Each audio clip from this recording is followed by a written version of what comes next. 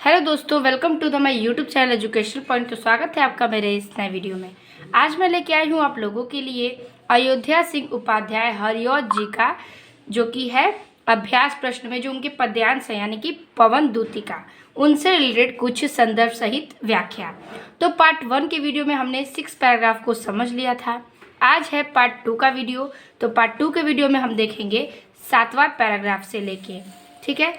तो 7वें पैराग्राफ से हम स्टार्ट करेंगे और एक एक पैराग्राफ को पहले समझेंगे, फिर उसके संदर्भ की व्याख्या करेंगे और फिर काव्य सौंदर्य को देखेंगे। तो सबसे पहले हम पैराग्राफ को समझते हैं। तो 7वां पैराग्राफ कहना चाहता है कि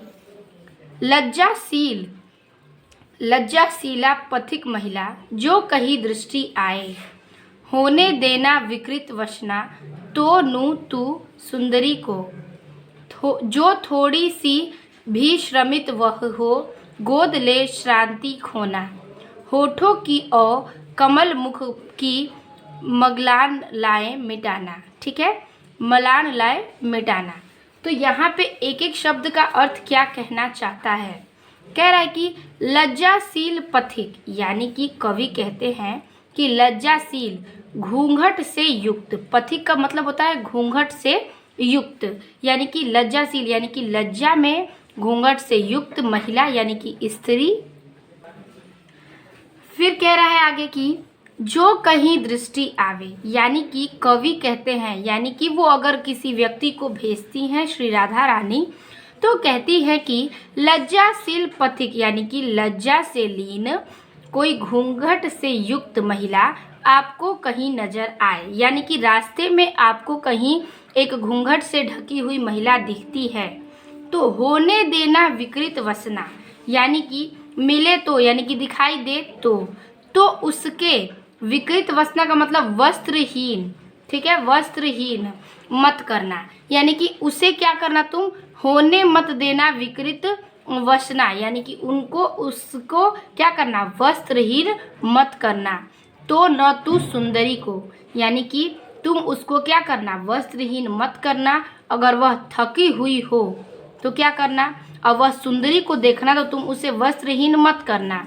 जो थोड़ी भी श्रमित मीन्स थकी हुई, जो थोड़ी सी भी थकी हुई हो तो वह हो गोद ले श्रांति खोना। श्रांति खोना का मतलब होता है कि उसकी थकान को मिटा देना, दूर कर देना, हटा देना। तो वही कह रहा है कि जो थोड़ी सी भी थकी महिला तुम्हें दिखे तो उसे गोद लेना, यानी कि उसे क्या करना, एक शांति प्रभाव की उलाहना देना और उसे थकान को उसके दूर करने की कोशिश करना। होठों की और कमल मुख की मलान लाएं मिटाना, यानी कि होठों की, अगर उसके होठों पर कमल रूपी मुख पर, यानी कि उसके होठों पर कमल रूपी मुख पर मलान लाएं, यानी कि कोई झुर्रियाँ हों, ठीक है, उसके होठों के कमल रूपी मुख पर यानी कमल जैसे चेहरे पर कोई झुर्रियाँ हों तो तुम उसकी थकान और परेशानियों को मिटाना, यानी कि दूर कर देना। ठीक है, यही उसको भेजते हुए, अपना संदेश देते हुए कहती हैं। ठीक है, फिर कह रहा है आगे कि कोई, ठीक है, कोई क्लांता कृषक लालना खेत में जो दिखावे, धीरे धीरे परस उसकी क्लांतियों को मिटाना। जाता कोई जलद यदि हो व्योम में तो उसे ला, छाया द्वारा सुखित करना तप्त भुगतांगना को। तो देखिए इसमें क्या कहना चाहता है।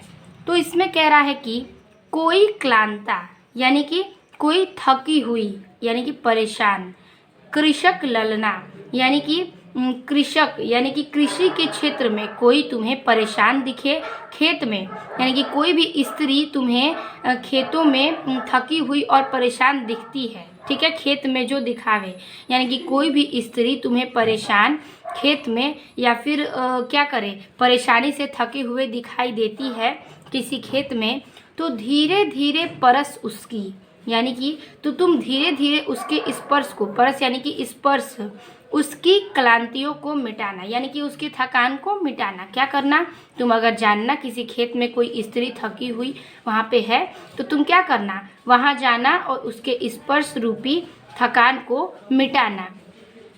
जाता कोई जलद, ठीक है, जलद मीन्स बादल, यदि हो व्योम, ठीक है, व्योम मीन्स आकाश, में तो उसे ला, यानी कि जाता कोई, यानी कि अगर कोई जाता है, ठीक है, जलद बादल में, यदि तो व्योम तो उसे ला, यानी कि अगर कोई बादल का टुकड़ा जाता है, क्या करता है, जलद मीन्स बादल का टुकड़ा, अगर कोई बादल का टुकड़ा जाता है आकाश में, तो आकाश में जा रहा हो तो उसे क्या करना, लाना, ठीक है, उसे ला, कोई बादल का टुकड़ा आकाश में जा रहा हो तो उसे लाना।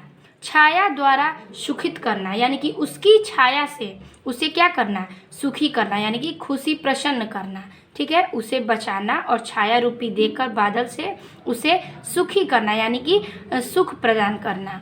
तप्त भूतांगना को, यानी कि उसके गर्मी से व्याकुल स्त्री को क्या करना तुम, तप्त यानी कि तपना, यानी गर्मी से व्याकुल इस स्त्री को तुम भुक्तांगना को, यानी कि उसकी परेशानियों को दूर लेकर जाना, ठीक है। अब देखिए, इस प्रकार से मैंने आपको एक एक का अर्थ बताया। एक जो पैराग्राफ है बहुत छोटा था, आपको पैराग्राफ भी पूछेगा तो दोनों पैराग्राफ एक साथ पूछेगा। पार्ट 1 के वीडियो में मैंने एक एक करके बताया, लेकिन आपको मैं इसमें दो दो करके बताऊंगी। बहुत छोटे छोटे पैराग्राफ हैं तो आपको तुरंत समझ में आ जाएंगे।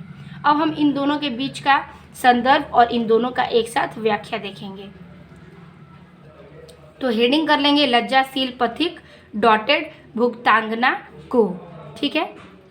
तो हेडिंग कर लेंगे लज्जाशील पथिक डॉटेड भुक्तांगना को।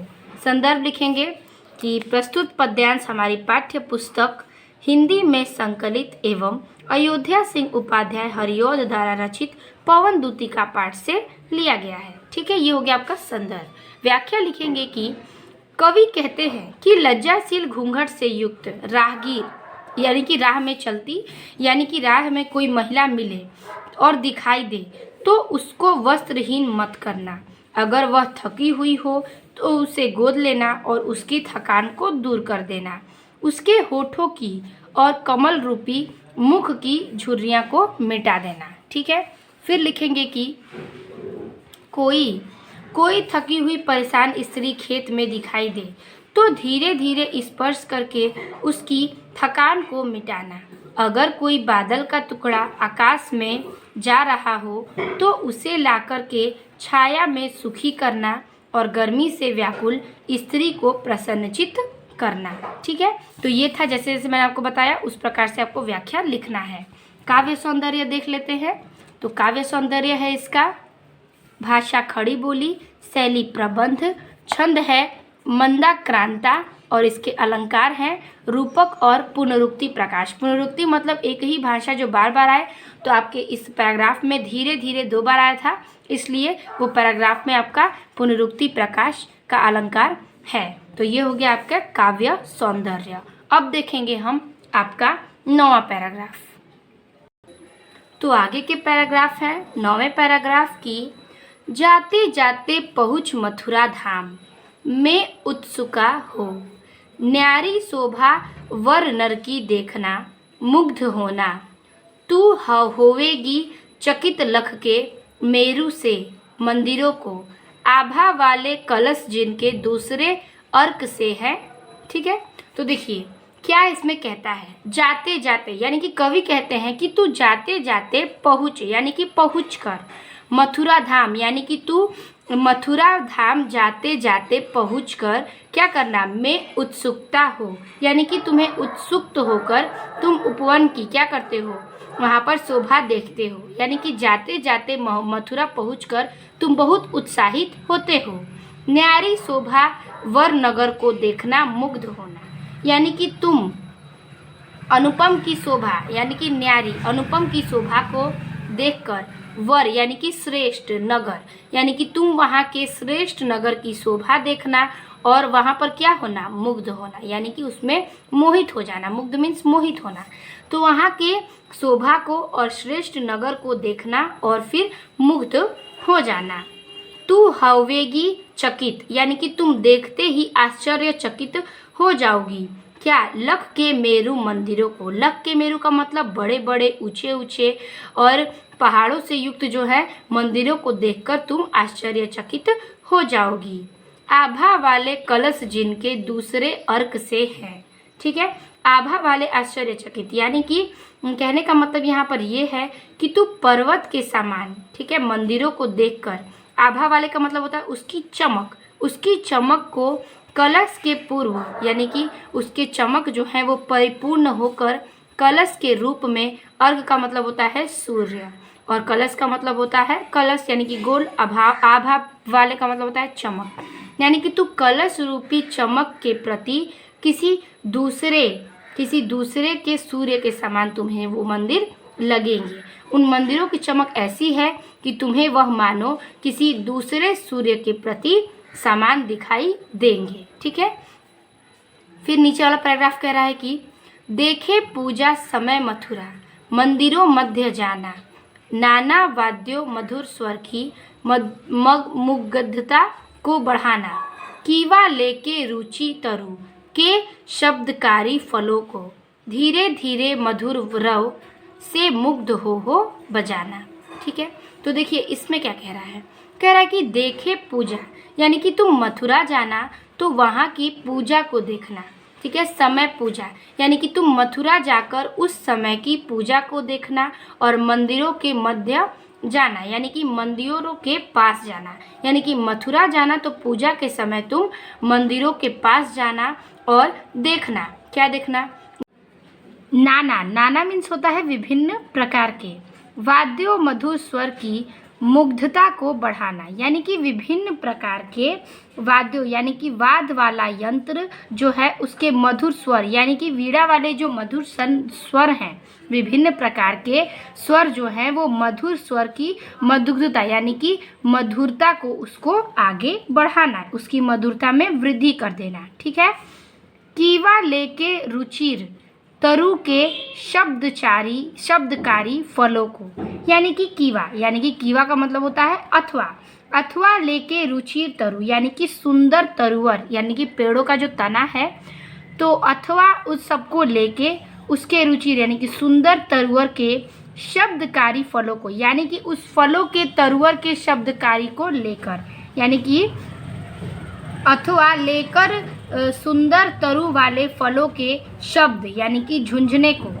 ठीक है, धीरे धीरे मधुर रव के मुग्ध हो बजाना, यानी कि धीरे धीरे उस मधुर रव, यानी कि रव मीन्स ध्वनि होता है, तो धीरे धीरे उस मधुर ध्वनि में क्या करना, उस मुग्ध यानी कि मधुर ध्वनि में तुम उस शब्दकारी को बजाना। क्या करना कि उस धीरे धीरे मधुर ध्वनि के मुग्ध यानी कि मोहने वाले स्वर को बजाते रहना। ठीक है, तो इस प्रकार से दोनों लाइन के व्याख्या को मैंने आपको समझाया, तो इसके संदर्भ और व्याख्या किस प्रकार से लिखने हैं वो देख लेते हैं। तो 9 नंबर हेडिंग कर लेंगे, जाते जाते डॉटेड हो बजाना, संदर्भ पूर्वरत रहेगा, और व्याख्या में लिखेंगे कि व्याख्या कवि कहते हैं कि जाते जाते पहुँच मथुरा धाम में उत्सुक होकर के तुम अनुपम शोभा श्रेष्ठ नगर को देखना और मुग्ध यानी कि मोहित होना। तू होगी देखकर बड़े बड़े ऊंचे ऊंचे मंदिरों को, तू आश्चर्य हो जाएगी। ठीक है, तू पर्वत के समान मंदिरों को चमक से परिपूर्ण कलश दूसरे सूर्य के समान लगेंगे। तुझे क्या लगेंगे?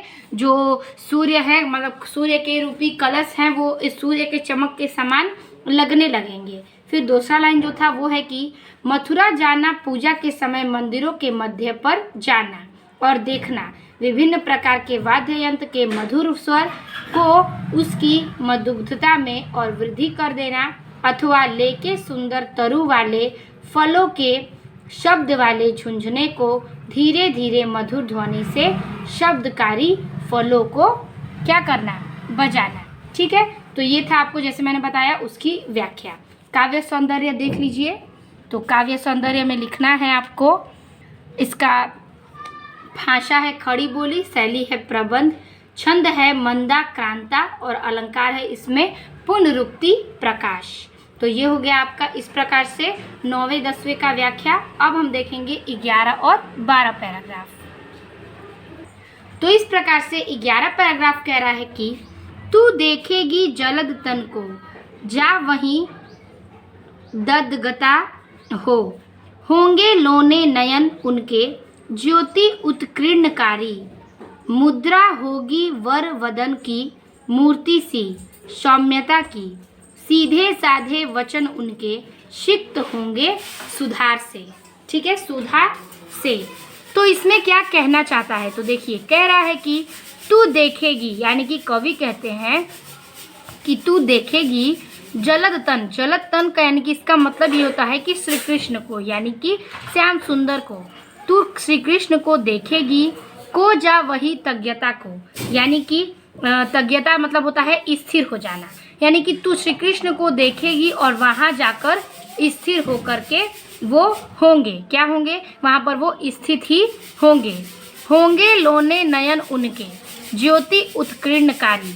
ज्योति उत्कीर्णकारी का मतलब ये होता है कि प्रकाश में बिखरे हुए होंगे, यानी कि प्रकाश के जैसे बिखेरते हुए होंगे।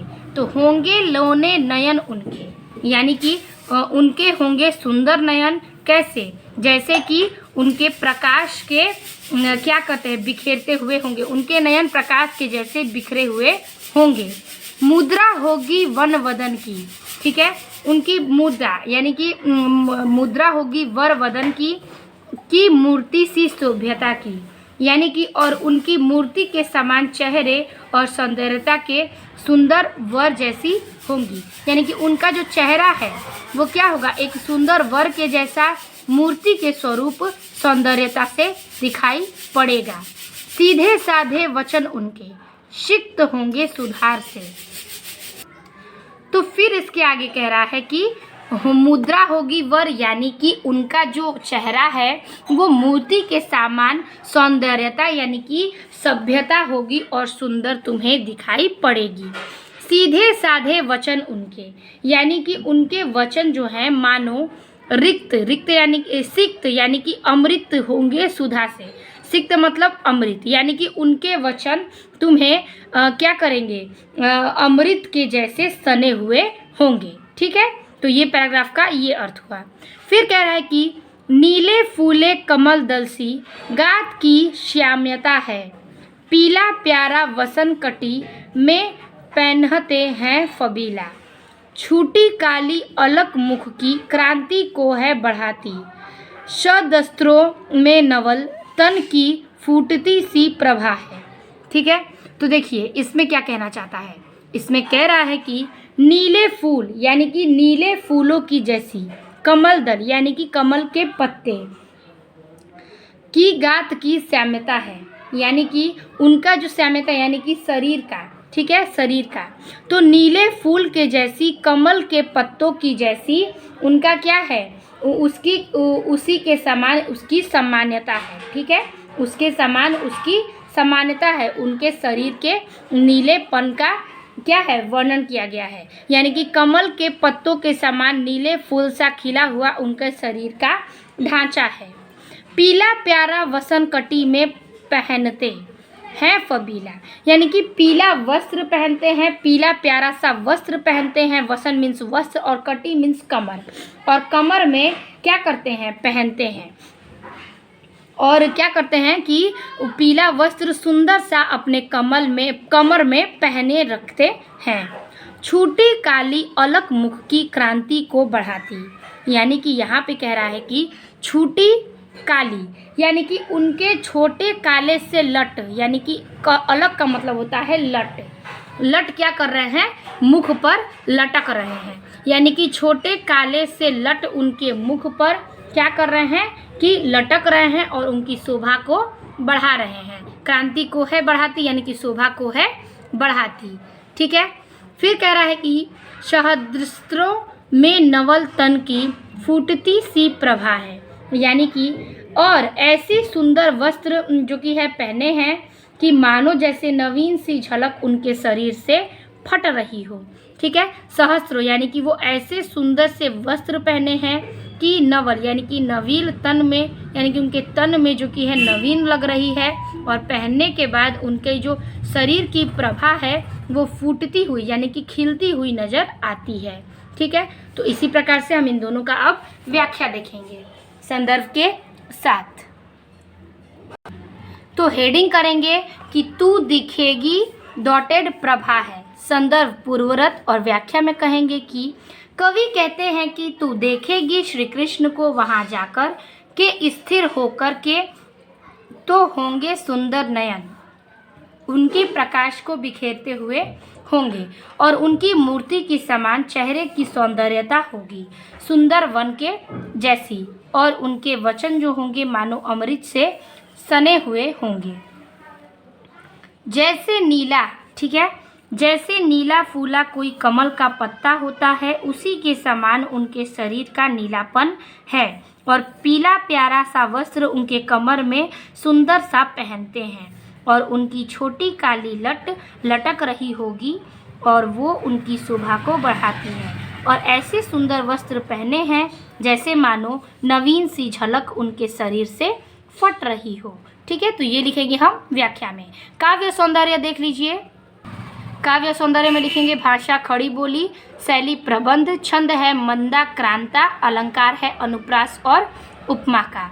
ठीक है, तो ये हो गया आपका ये पैराग्राफ। अब चलेंगे हम 13 पैराग्राफ पे। तो इसमें 13 पैराग्राफ कह रहा है कि साचे ढाला शकल वपु है, दिव्य सौंदर्यशाली, शत पुष्पों सी सुरभि उसकी, प्राण संपोषिका है, दोनों कंधे वृषभ वर से हैं, बड़े ही है सजीले, लंबी बाहें कलभ करसी, शक्ति की पेटिका है। तो देखिए इसमें कह रहा है कि सांचे ढाला शकल वपु है, यानी कि इसमें कह रहा है कि श्री कृष्ण का शरीर ऐसा दिव्य और सौंदर्यशाली है, यानी कि उनका जो वपु यानी कि सकल शरीर है वो दिव्य सौंदर्यशाली, यानी कि सुंदर भाव का क्या है, एक दिव्य अलौकिक सुंदर सौंदर्य भावशाली ढांचे में श्री कृष्ण का शरीर ढला हुआ है। सत पुष्पों जैसी सुरभि उसकी प्राण संपोषिका है, यानी कि 7 पुष्पों वाली, ठीक है, 7 पुष्पों वाली सुगंधित सुरभि यानी कि सुगंधित, तो 7 पुष्पों सी सुगंधित उसके प्राण जो कि हैं वो पोषण प्रदान करने वाले हैं। ठीक है, 7 पुष्पों की सुरभि उनके प्राण को पोषण प्रदान करने वाली हैं। दोनों कंधे वृषभ वर का मतलब होता है कि बैल के समान बड़े। ठीक है, वर का मतलब श्रेष्ठ होता है, वृषभ मीन्स बैल के समान, यानी कि उनके दोनों कंधे क्या हैं, बैल के समान बड़े और क्या है, सजीले हैं। ठीक है, उनके दोनों जो कि हैं कंधे हैं वो श्रेष्ठ और बैल के समान बड़े और सजीले हैं। लंबी बाहें, यानी कि उनकी लंबी बाहें होंगी। कलभ कर, यानी कि हाथी के सूंड जैसी। ठीक है, कलभ मीन्स हाथी के सूंड, कर जैसी। शक्ति की पेटियां, यानी कि उनकी जो बाहें हैं लंबी लंबी हाथी के सूंड जैसी, शक्तिमान की पेटियों जैसी हैं। शक्ति की पेटियां यानी कि शक्तिमान के जैसी हैं। फिर अगला पैराग्राफ कह रहा है कि रजाओं सा सिर पर लसा दिव्य आपीड़ होगा, शोभा होगी उभय श्रुति में स्वर्ण के कुंडलों की नाना, रत्ना कलित भुज में मंजू केयूर होंगे, मोती माला लसित उनका कंबू सा कंठ होगा। यानी कि राजाओं सा सिर पर, यानी कि राजाओं के समान उनके सिर पर लसा दिव्य आपीड्य होगा। आपीड्य का मतलब होता है कि अलौकिक, यानी कि आपीड्य का मतलब होता है मुकुट। ठीक है, लसा दिव्य मुकुट, यानी कि जैसे राजाओं के सिर पर मुकुट होता है उसी प्रकार से श्री कृष्ण के सिर पर राजाओं के समान मुकुट होगा। ठीक है, शोभा होगी उभय श्रुति। श्रुति का मतलब होता है इसमें क्या, कान। ठीक है, कान। तो शोभा होगी उनके कानों में स्वर्ण के कुंडलों की, यानी कि उनकी शोभा बढ़ाती है उनके दोनों कानों में सोने की, स्वर्ण मीन सोने की कुंडलियां लटकी होंगी जो उनकी शोभा को बढ़ाती हैं। ठीक है, और नाना यानी कि विभिन्न प्रकार के, रत्ना कलित यानी कि विभिन्न प्रकार के रत्नों से जड़ित, भुज यानी कि भुजाओं से, मंजू केयूर होंगे यानी कि सुंदर बाजूबंद होंगे। क्या होंगे कि विभिन्न प्रकार के रत्नों से जड़ित भुजाओं में सुंदर बाजूबंद होंगे। बाजूबंद जो कि है जैसे कि हम लोग कई सीरियल्स में देखते हैं कि बाजू पे बाजूबंद देवी देवताओं के लगे होते हैं, तो वैसे ही कह रहा है कि विभिन्न प्रकार के रत्नों से जड़ित उनकी भुजा पर, बाहों पर क्या होंगे, भुजाओं पर बाजूबंद होंगे। मोती माला यानी कि मोती के मालाओं के समान लसित उनका कंबू सा कंठ होगा, यानी कि मोती के मालाओं के समान सुशोभित उनका जो है कंबू यानी कि शंख, कंबू का मतलब होता है शंख, तो मोती के समान सुशोभित उनका शंख के समान कंठ होगा।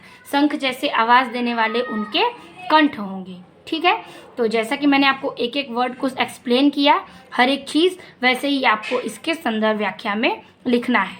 तो हेडिंग कर लेंगे सांचे ढाला और डॉटेड कंठ होगा, और फिर संदर्भ व्याख्या कह रहा है कि सांचे ढाला डॉटेड कंठ होगा, संदर्भ पूर्वरत रहेगा, और व्याख्या में लिखेंगे कि श्री कृष्ण का शरीर ऐसा दिव्य और सौंदर्यशाली है जैसे किसी सांचे में ढाला गया हो।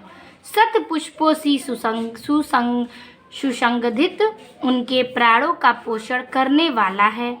उनके दोनों कंधे श्रेष्ठ बैलों के समान बड़े ही सजीले हैं, और उनकी दोनों बाहें हाथ के सूंड जैसी शक्ति की पेटियों जैसी शक्तिमान है। राजाओं के समान उनके सिर पर अलौकिक मुकुट होगा।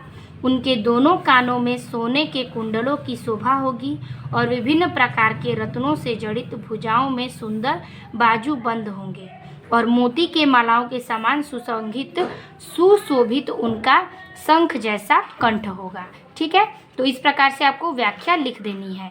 काव्य सौंदर्य देख लीजिए, तो काव्य सौंदर्य में लिखेंगे भाषा खड़ी बोली, शैली प्रबंध की, छंद मंदाक्रांता, और अलंकार है इसमें उपमा का। तो इस प्रकार से आपका 14 पैराग्राफ इस पार्ट 2 के वीडियो में समाप्त होता है। आई होप आपको ये भी वीडियो समझ में आ गए होंगे। तो आप जाके पार्ट 1 का वीडियो ज़रूर देखिएगा, ताकि आपको ये चैप्टर पवन द्योतिका का क्लियर हो सके। आई होप आपको वीडियो अच्छी लगी हो और पसंद आया होगा। मिलते हैं आपसे पार्ट 3 के वीडियो में, तब तक के लिए धन्यवाद।